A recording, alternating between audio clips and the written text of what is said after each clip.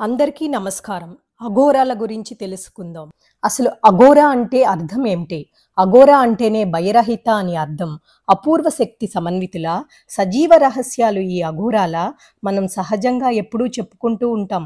అంతా శివమయం. నీలో నాలో ఉన్నాడు ఆ పరమేశ్వరుడే అని. మరి మనం అలా జీవిస్తున్నామా? శునకాన్ని, శునక మాంసాన్ని తినేవారిని ఒకేలాగా చూడగలమా? వారిలో శివుడిని చూడగలుగుతామా? శుద్ధమైన పదార్థాన్ని లేదంటే అశుద్ధమైన దాన్ని ఒకేలాగా చూడగలమా?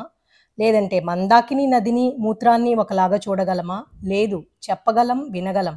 ఆ స్థాయికి మాత్రం ఎదగలేము. ఇది సత్యం. ఇది మాత్రమే సత్యం, సత్యం.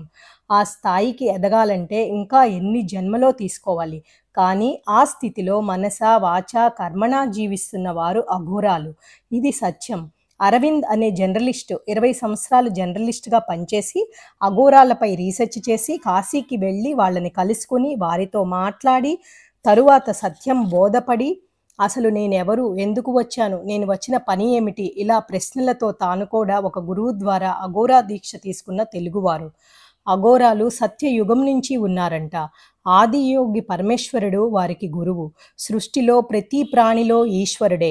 ఆత్మ ఈ దేహాన్ని ఎంచుకుంది కనుక లోపల ఉన్న పరమేశ్వరునికి ఈ జీవితం అంకితం అనేది వీరి జీవిత లక్ష్యం. దేహంపై ఏ విధమైన భ్రాంతి లేదు. భయం అంటే తెలియదు. తెలిసింది ఒక్కటే, నిర్భయం. రేపటి గురించి ఆశ లేదు.